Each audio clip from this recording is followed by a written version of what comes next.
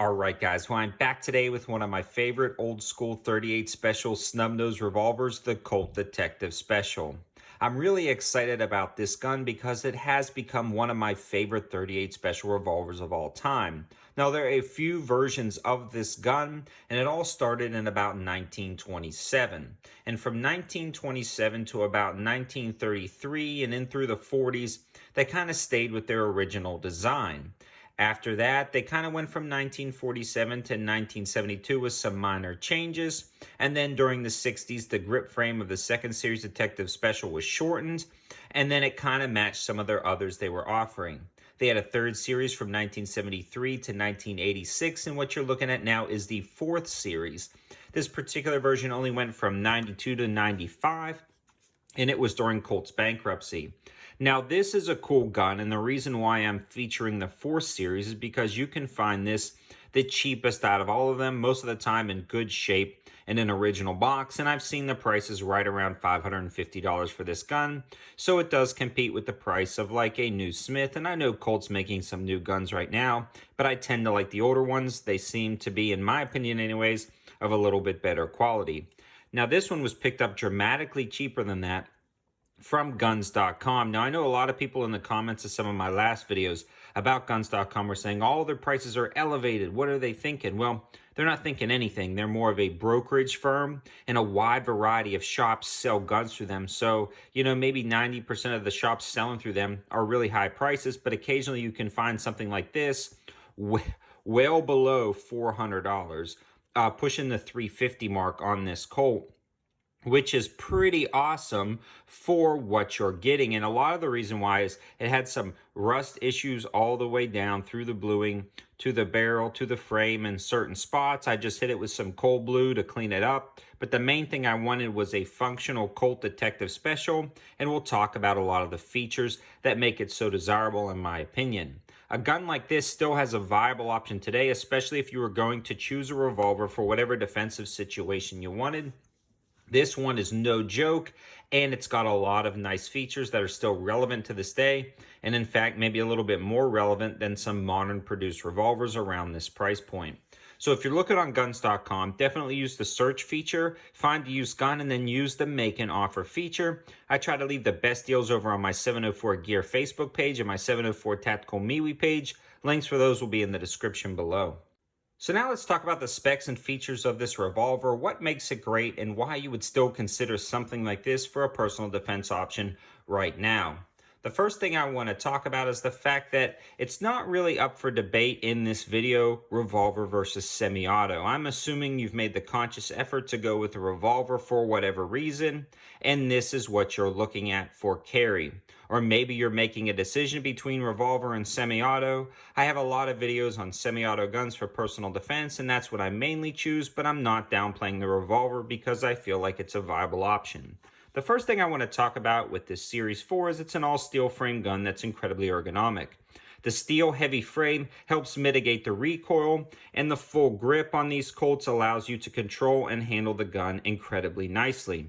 It was super easy to rattle off cylinders of ammunition and really manipulate the gun and hit your target because that steel frame and ergonomic design help manage and mitigate the recoil.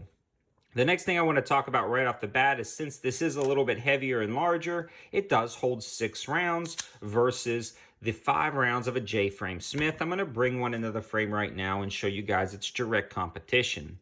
Now, this is not a comparison video between the Smith and the Colt, but maybe something in the future we'll do a video like that. But the Smiths themselves hold a 5 shots in the cylinder, but the biggest difference you can guys see is the Smith is a little bit shorter, a little bit thinner, and a little bit shorter in the grip. So it is a much smaller gun that holds 5 shots, something to consider when you're picking out a revolver. But again, the Colt seems to be a little bit better do-all revolver, and the Smith seems to be a little bit better carry revolver. Both are very reliable, but there are some differences, again, that may be kept for a later video. Some other cool things about the Colt and unique things about the Colt is the fact that they are incredibly well built, especially the older guns in my opinion, and the lockup is second to none. So you guys can see there is absolutely no play in this cylinder with this old revolver. That just blows my mind. Also, the timing is really good, and a trick for purchasing a revolver is put a little tension on the cylinder, rotate it into place, and then you'll grab the cylinder and you rotate it left and right. If you hear a click, that means it finally locked in after you did that, and the timing could be off for a cylinder. This one is perfectly in time, and I found a lot of the older Colts, especially ones in this great of a shape cosmetically or mechanically, seem to be in pretty good time, but that is a trick to test them. Another great thing about these old school Colt revolvers, they have some of the smoothest triggers I felt, and this one in particular is just amazing. Make sure it's clear one more time. Oh, something to consider. You pull the cylinder latch back on a Colt rather than push it forward, and then they rotate in the opposite direction of a Smith. Just a side note. The trigger itself is super smooth, especially on this gun. And you can tell in the intro in double action mode, I was rattling off the shots at that steel and transitioned over to those knockdown poppers, and it was super easy to hit. I really felt like this is one of the smoothest revolvers I've ever shot, especially at a personal defense distance. The single action trigger is incredibly crisp. One of the nicest I've felt, again, on a snub-nose revolver. Obviously, I felt better on target revolvers. But with this revolver, I was about 25 yards, hitting a 6-inch steel popper almost every time if I took my time. The sights themselves are fairly rudimentary, but they do a decent job of acquiring your target. And again, a 6-inch popper at 20 yards if you take your time. This is a great just range gun.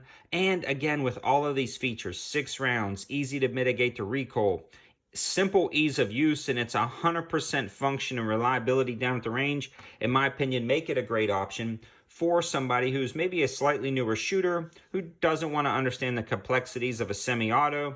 Even though some semi-autos like a Glock are fairly basic, you can't get much more basic than flipping out a cylinder, loading rounds in, putting it in, and pulling the trigger. So having that simple ease of use may suit some, and I think this is a great viable option still to this day because of the ability to be very functional, reliable, and easy to handle. So in summary, guys, if you've been looking for a revolver for whatever reason, whether it be personal defense or just a range gun or a trainer for a newer shooter, and you weren't really satisfied with some of the newer options out there, take a look at some of the older Colt Detective Specials. Even some of the previous generations or the Series 1, 2, or 3 are still great collectible, amazing firearms that are pretty much nice for any type of collector, and they're definitely shootable and functional down at the range.